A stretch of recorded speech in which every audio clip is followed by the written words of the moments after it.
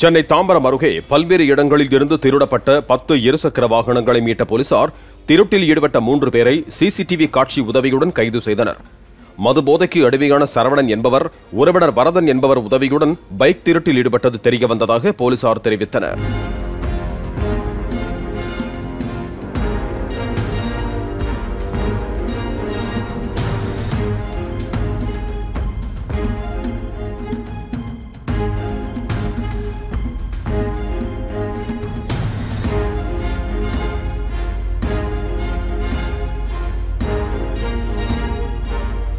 Play store மற்றும் app ஸ்டோரில் இருந்து பாலிமர் செயலியை QR கோடு மூலம் பதிவிறக்கம் செய்யுங்கள்.